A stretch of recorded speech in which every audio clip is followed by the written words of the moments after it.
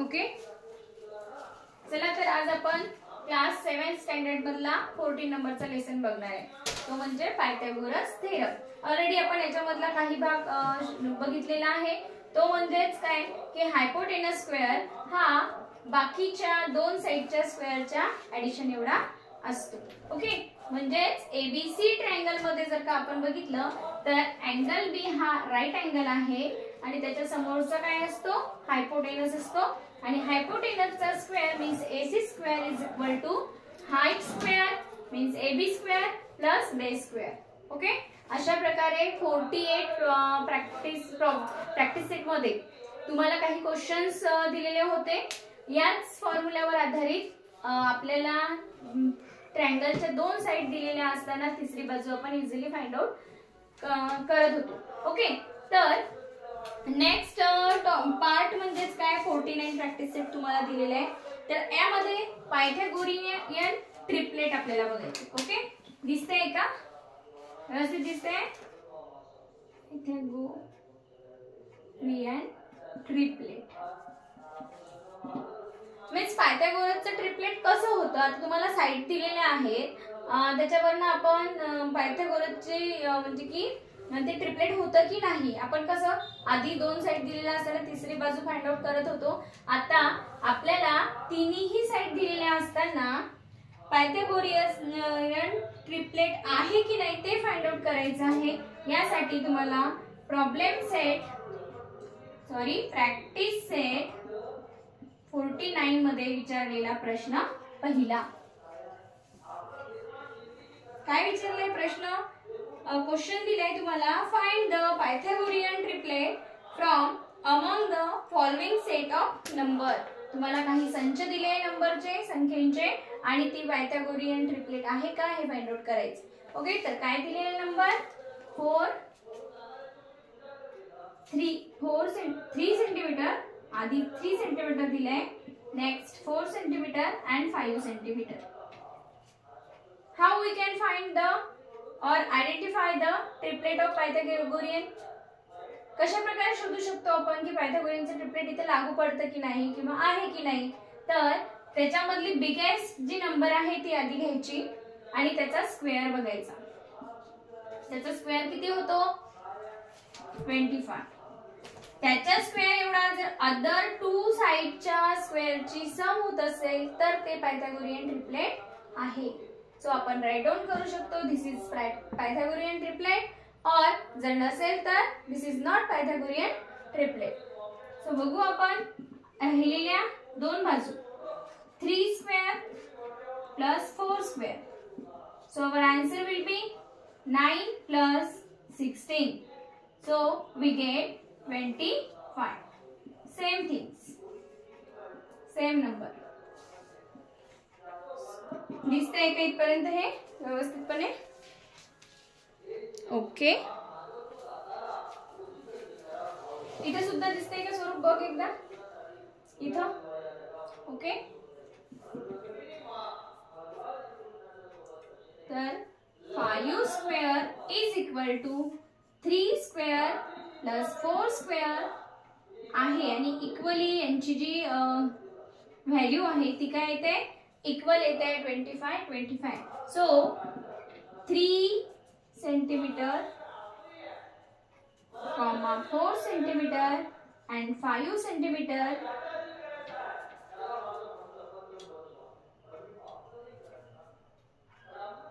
Perfect value आहे ट्रिपलेटची। So centimetre न लिहिता आपण अशा प्रकारे लिहू शकतो 3, 4 and 5 is the Pythagorean triplet. Pythagorean triplet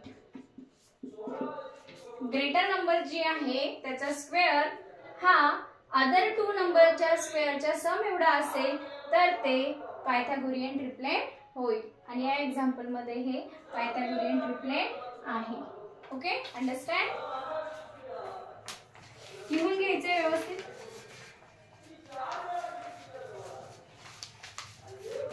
दिसत आहे? ओके, नेक्स्ट एक्झाम्पल आपण बघूया।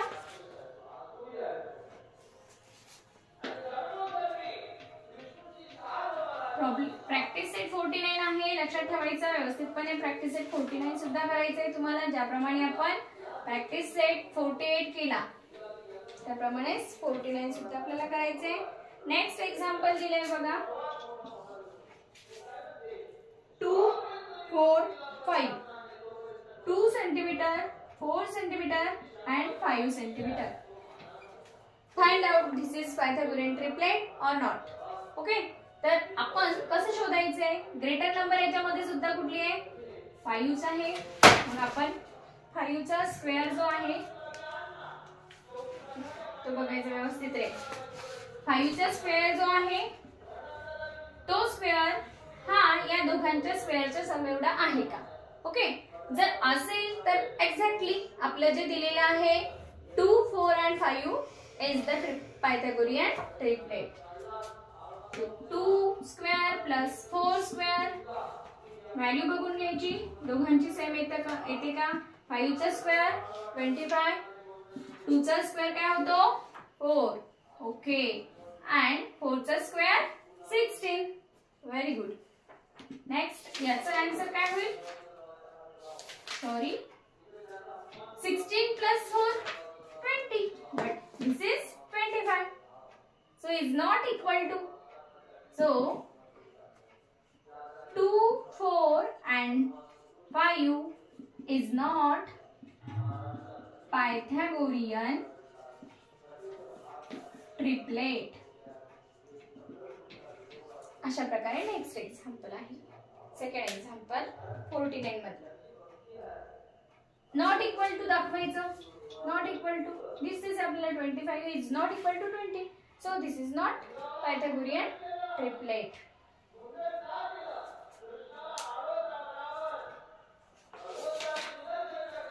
ओके, नेक्स्ट एक्झाम्पल मध्ये 3rd, 4th, 5th and 6th तुम्हाला प्रॅक्टिस साठी त्याच्यावर जास्तीत जास्त सराव करायचा आणि बघायचं की ते ट्रिपलेट आहे की नाहीये. सर्वात महत्त्वाची गोष्ट म्हणजे फाइंड आउट करायची त्याच्यामधली greater number. Greater number find out केल्याच्या नंतर सेकंड स्टेप, ग्रेटर नंबरचा स्क्वेअर हा अदर रिमेनिंग 2 नंबरच्या स्क्वेअरच्या सम एवढा येतो का? येत असेल तर ते पायथागोरियन ट्रिपलेट आहे, नसेल तर ते पायथागोरियन ट्रिपलेट नाही. मग आपण राईट डाऊन कसं करणार? त्या नंबर लिहायच्या आणि इज नॉट पायथागोरियन ट्रिपलेट, किंवा आपण अशाही पद्धतीने लिहू शकतो की this is not Pythagorean triplet, this is Pythagorean triplet. याप्रमाणे आपण राईट डाऊन करू शकतो. ओके, अशा प्रकारे क्वेश्चन नंबर पहिला आपला झालेला आहे. आपण आता वळूया क्वेश्चन नंबर 2 कडे.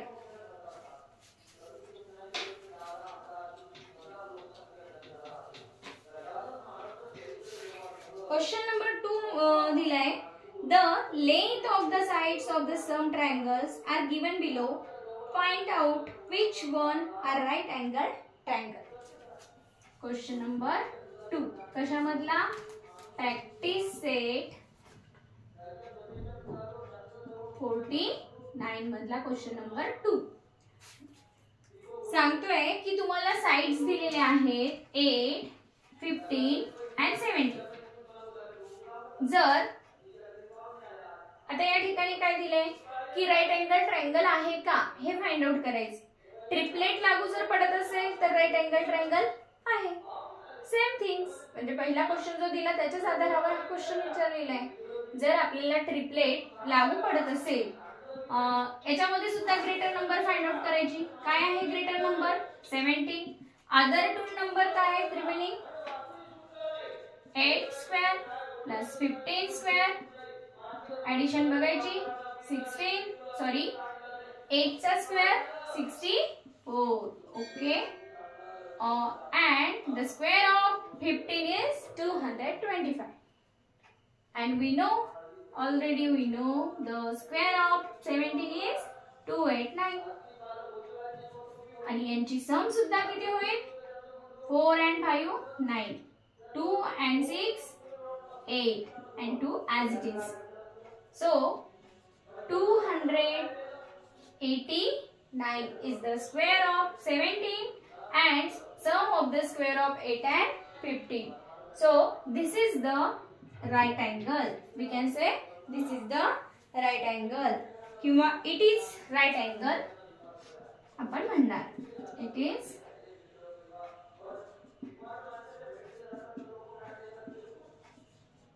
Right angle triangle. कारण काय झालं या ठिकाणी ट्रिपलेट फॉर्म झालं. ट्रिपलेट फॉर्म आहे म्हणजेच काय, पायथागोरियन ट्रिपलेट लागू झालाय म्हणजेच तो राईट अँगल ट्रायंगलच आहे. याप्रमाणे हा क्वेश्चन सुद्धा तुमचा खूपच इझी आहे. सेकंड क्वेश्चन सुद्धा त्यामधलं फर्स्ट एक्झाम्पल आपण बघितलं. त्यानंतर आणखी एखादं एक्झाम्पल त्याच्यामधलं बघूया आणि उर्वरित जे एक्झाम्पल आहे तुम्हाला प्रॅक्टिस साठी करायचे आहे. ओके, तर पॉइंट मध्ये दिलेले ते एक्झाम्पल आहे ते बघूया आपण. क्वेश्चन त्याच्यामधला 4 नंबरचा. ओके, पॉइंट मध्ये दिलेला आहे आपण ते आधी सॉल्व्ह करूया. ओके, 4 नंबरचा आहे 1.5, 6.6, 1.6 and 1.7. 1.5, 1.6 and 1.7 हे सुद्धा फाइंड आउट करायचं आहे आपल्याला. So let's find out the greater number from these 3 numbers. Which is greater number? 1.7. Correct. So 1.7 चा स्क्वेअर काय होतो आपण फाइंड आउट करूया. आधी काय करायचंय आपल्याला, स्क्वेअर करायचंय. तर आपण स्क्वेअर केव्हा कसा करतो, 30 नंबर परत त्याच नंबरनी मल्टिप्लाय करायची. So we get 289.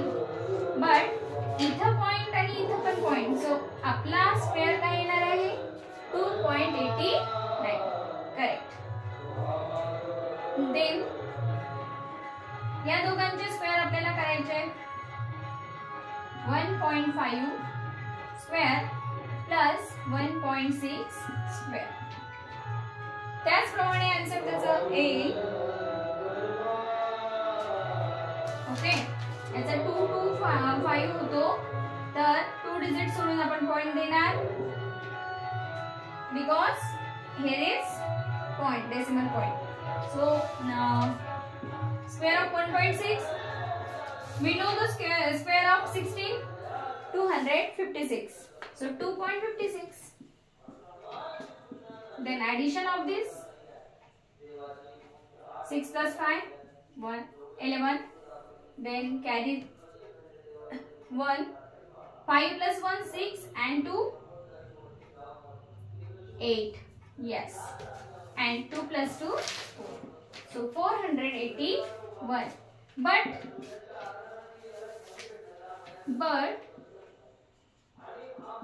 1.7 square is not equal to 289 and 4.81. So is not equal to 1.5 square plus 1.6 square. So या ठिकाणी राइट एंगल ट्रायंगल होईल का, नाही होणार. ओके, या ठिकाणी 2.89 is not equal to 4.8081. So it is not right angle triangle. आपण अशा प्रकारे लिहिणार. दिसतंय का व्यवस्थितपणे? ओके, दिसत आहे. बघा इथं सेंटेन्स वर्ड मध्ये कसं लिहायचं, it is not right angle triangle. Okay, हा राइट अँगल ट्रायंगल होणार नाही. In this way we can solve the second question of the practice set 49. अशा प्रकारे 49 मधला तुम्हाला सेकंड क्वेश्चन सुद्धा खूप इझी होणार आहे जर सराव केला तर. म्हणून जास्तीत जास्त सराव करा आणि पायथागोरियन ट्रिपलेट आहे का किंवा आपल्याला तुम्हाला साइड दिलेला आहे त्याच्यावरनं की तो राइट अँगल ट्रायंगल होतो का हे आपल्याला इझी वेनी फाइंड आउट करता येईल. Okay, so keep your study regularly. Thank you.